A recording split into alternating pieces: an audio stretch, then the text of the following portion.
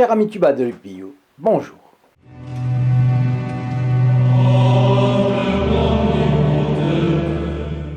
Dans l'étude, on cherche Dieu. Dans la méditation, on le trouve. Voilà un conseil spirituel que le Padre Pio donnait et que le père Pascal Parente nous a transmis dans son livre Padre Pio, premier prêtre stigmatisé. Cela suffit pour que nous nous posions cette question: qu'entend-on par méditation?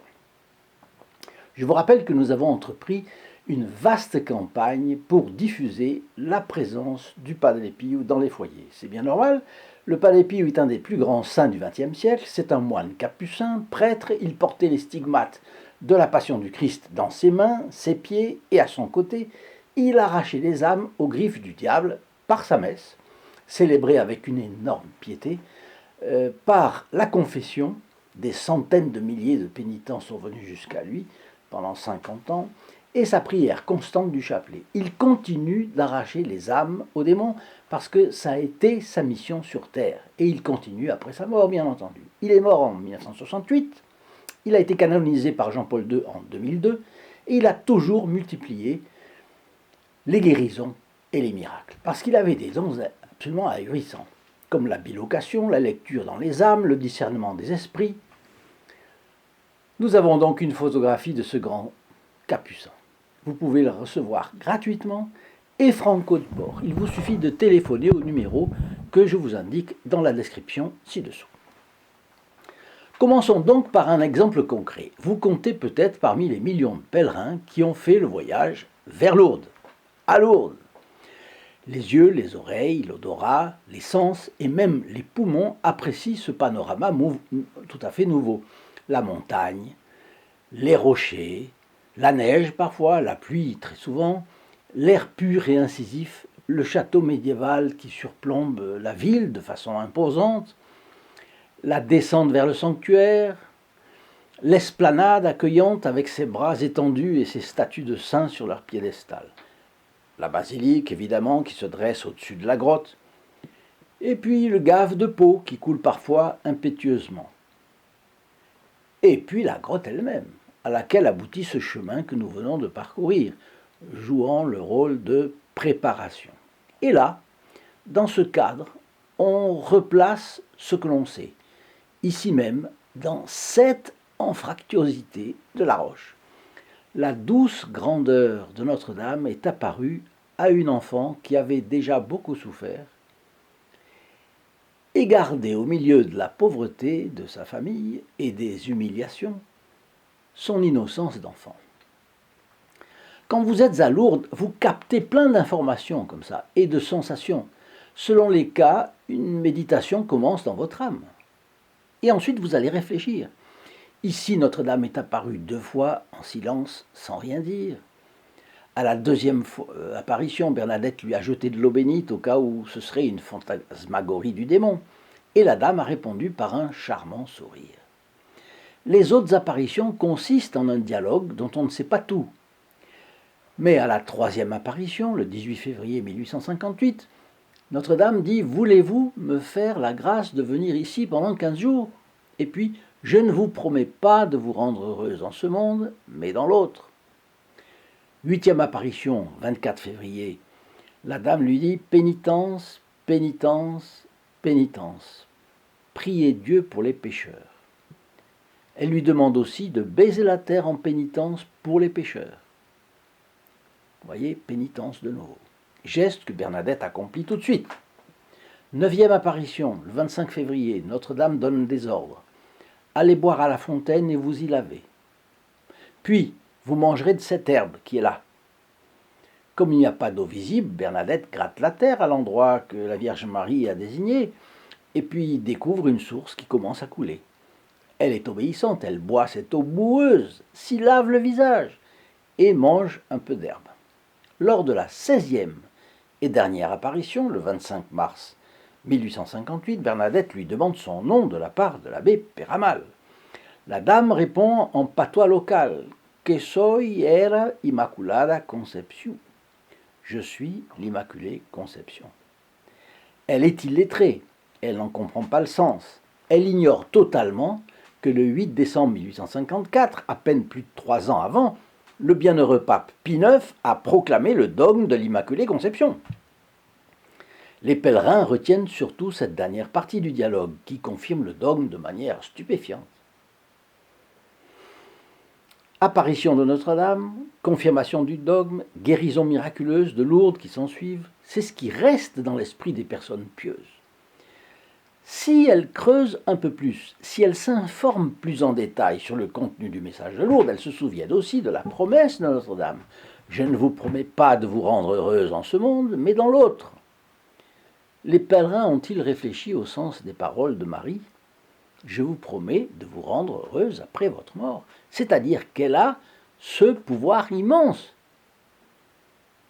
d'emmener au ciel le plus grand pouvoir après Dieu. En somme, Marie affirme ce que saint Louis Grillon de Montfort dit dans sa consécration comme esclave d'amour à la Sainte Vierge. Je vous salue aux reines du ciel et de la terre, à l'empire de qui tout est soumis, tout ce qui est au-dessous de Dieu. C'est la doctrine catholique. Il y a encore deux choses auxquelles on ne fait pas toujours attention si on ne creuse pas. D'abord, l'appel insistant de Notre-Dame à la pénitence. Elle appelle au repentir des péchés, à la conversion et à la prière pour le salut des âmes. Là, nous voilà tout près du Padre Pio, et c'est le message central de Lourdes. Pénitence, pénitence, pénitence. Priez Dieu pour les pécheurs, et baiser la terre en pénitence pour les pécheurs. Ensuite, voyez le langage de Notre-Dame lors de la troisième apparition, celle où elle parle pour la première fois. Elle ne dit pas « venez ici pendant 15 jours », ni « je vous donne rendez-vous ici pendant 15 jours », ni même « pouvez-vous venir ici pendant 15 jours ». Non, elle dit « voulez-vous me faire la grâce de venir ici pendant 15 jours ?» Elle, la Mère de Dieu, qui est pleine de grâce, la reine du ciel et de la terre, dit à une pauvre paysanne « Voulez-vous me faire la grâce de venir ici pendant 15 jours ?» Elle parle pour Bernadette et elle parle pour tout le monde. Si on ne fait pas attention au contenu du message de Lourdes, cela nous échappe. Et pourtant, il n'y a rien de superflu dans les paroles de Marie, pas plus que dans celles entre elle et l'archange Gabriel lors de l'Annonciation. Elle parle comme une reine qu'elle est, comme une princesse de la meilleure éducation de la fin du XIXe siècle. Voilà qui peut constituer le début d'une authentique méditation sur le message de Lourdes. Notre-Dame veut nous éduquer à la charité, dont un fruit est la gentillesse, la courtoisie, la politesse. Un catholique ne saurait être grossier, ni vulgaire, ni brutal. Voilà. En réfléchissant sur une vérité de notre religion, vous voyez, on découvre plein de choses intéressantes. Alors, qu'entend-on par méditation ? Premier point, la méditation est une réflexion. Elle n'est ni une récitation, on laisse la récitation pour une prière vocale, ni une étude. Saint Vincent de Paul disait que si l'on se contentait de recueillir de belles pensées et d'occuper son intelligence, ce ne serait pas une prière, ce serait une étude. La méditation est donc la prière méditée, tout simplement. Méditation égale prière méditée. C'est une réflexion sur des vérités religieuses et comme tout doit avoir un but, le but de la méditation est de stimuler nos bonnes résolutions. Les vérités religieuses ne font impression dans l'âme que lorsque notre intelligence les creuse. Comme les précieuses épices ne révèlent leur parfum que pilées dans un mortier. Celui qui médite les vérités religieuses est semblable à celui qui frappe une pierre d'un morceau d'acier pour faire jaillir des étincelles, parce que la réflexion frappe son cœur endurci jusqu'à ce qu'il ait arraché de bonnes résolutions à sa volonté. Dans la méditation, on s'applique à la réflexion jusqu'à ce que le Saint-Esprit agisse en nous. Si vous voulez, pour prendre une comparaison, celui qui médite ressemble à un bateau pourvu de rames et de voiles. Quand on est dans le calme plat, on se sert des rames. Mais se lève un vent favorable, alors on déploie les voiles et le voyage se poursuit gai et rapide.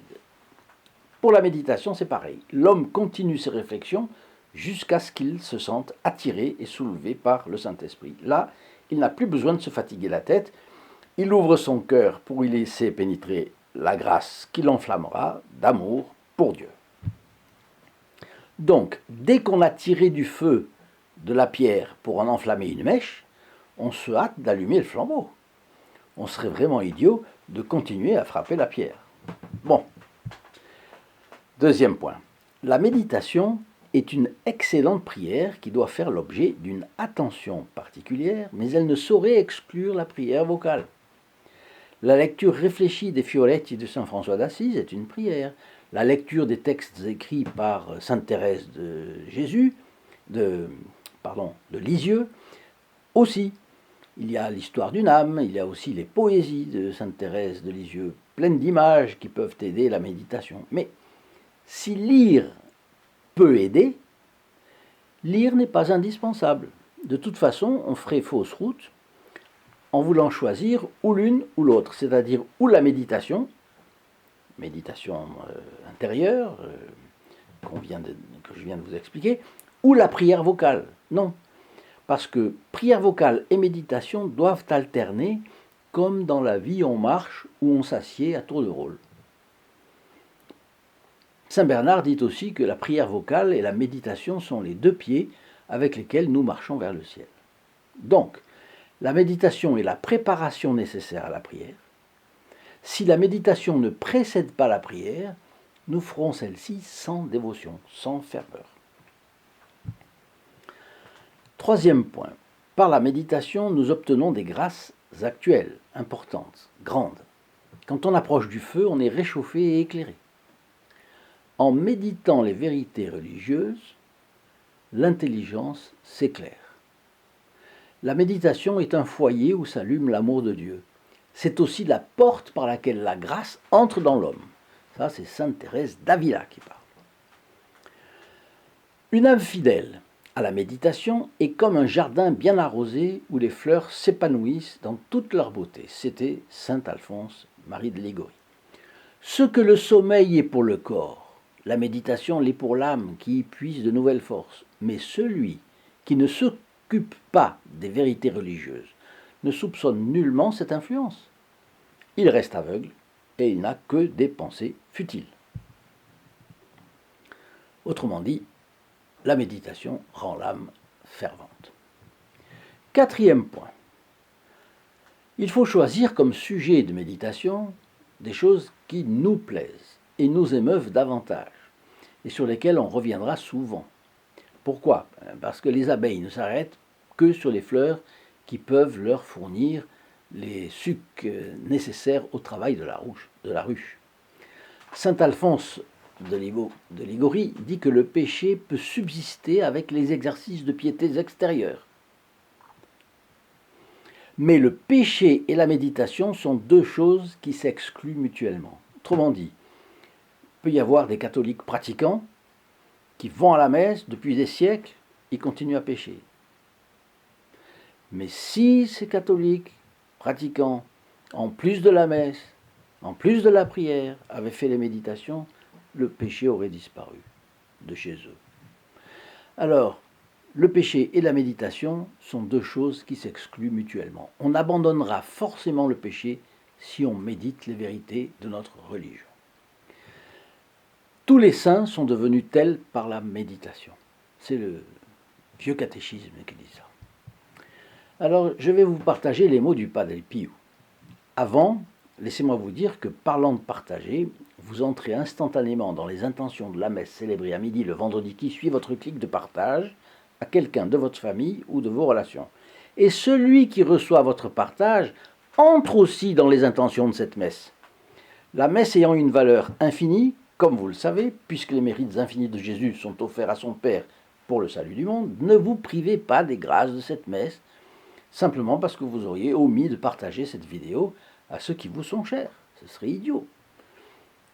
Il gagne ses mérites, il gagne ses grâces à cause des mérites du Christ, et vous aussi. Donc gagnant, gagnant. Bon. Écoutons maintenant le Padre Pio qui, écrivant à une fille spirituelle, nous donne ses conseils, à nous tous. N'importe quelle vérité de notre sainte religion peut être l'objet de notre méditation. Les vérités de la religion chrétienne sont très nombreuses. Nos méditations doivent tourner de préférence autour de la vie, de la passion et de la mort de notre Seigneur Jésus-Christ. Peut le faire sur sa naissance, sa fuite et son séjour en Égypte, son retour et sa vie cachée à Nazareth durant 30 ans, son humilité à se faire baptiser par le précurseur, Saint Jean-Baptiste. On peut aussi méditer sur sa vie publique, sa très douloureuse passion et mort, l'institution de la Sainte Eucharistie, c'est-à-dire le Très Saint Sacrement. Juste dans la soirée où les hommes préparaient pour lui le plus atroce des tourments. On peut méditer sur l'ingratitude des hommes qui n'ont pas voulu apprécier ses mérites.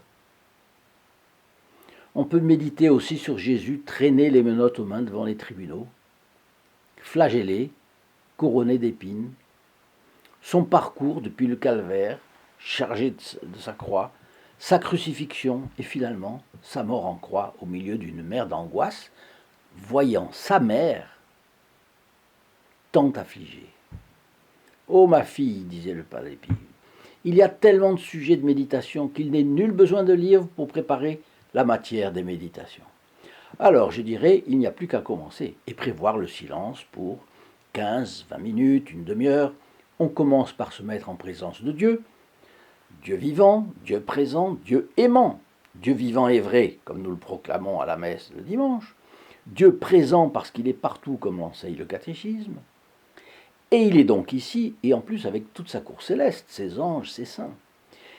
Et puis Dieu aimant, parce que Dieu le Père ne pouvait pas faire plus que de nous offrir son Fils, Dieu le Verbe. Et Dieu le Verbe ne pouvait pas faire plus que de s'offrir pour le rachat de nos péchés. Et Dieu le Saint-Esprit, qui est l'amour que se vouent l'un à l'autre, le Père et le Fils, ne pouvait pas faire plus que ce qu'il a fait. Aimer les hommes avec l'efficacité que l'on constate à la Pentecôte sur les apôtres et sur combien et combien de martyrs et de saints dans l'histoire. Alors on continue avec le sujet que l'on a choisi, par exemple la scène, où il institue le Saint-Sacrement pour le reste, le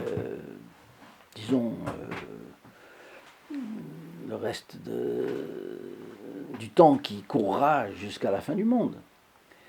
Il institue le Saint-Sacrement, puis il va demeurer dans les tabernacles sous l'humble apparence d'hostie. Comment Dieu infiniment grand, qui comprend tout l'univers, peut-il avoir choisi d'être dans une minuscule hostie? Comment peut-il être contenu? Parce qu'il veut que nous fassions l'effort de comprendre cela, justement parce qu'il est tout-puissant et qu'il est l'intelligence même. Ce mystère est une preuve de son existence. Qui, en effet, pouvait imaginer cette réalité inconcevable par l'esprit humain? Absolument inconcevable. Vous voyez que méditer n'est pas la mer à boire, c'est facile, il suffit de commencer. Et lorsque vous vous sentez plus touché par un aspect, restez sur cet aspect. Il y aura des jours où la méditation sera facile, ce sera le bateau avec les voiles. Il y aura des jours difficiles, jours d'aridité, vous serez une bûche. Parfois, il faut insister pour que la bûche laisse place à la grâce. Et puis parfois, même si on insiste, il n'y a pas moyen, on est le bateau avec les rames. Il faut faire l'effort sans fruit apparent. Ce n'est pas grave. Dieu nous demande de faire l'effort le temps que nous nous sommes fixés pour la méditation. Les 15 ou 20 ou 30 minutes. Bon, l'effort de ce jour-là sera pris en compte par Notre-Dame pour nous aider encore plus la prochaine fois. Chers amis du Padre Pio, je vous souhaite une bonne journée et surtout une excellente méditation. Et je vous dis à notre prochaine vidéo. Au revoir! In nome del Padre, del Figliolo e dello Spirito Santo, e così sia. Sia lodato Gesù e Maria, e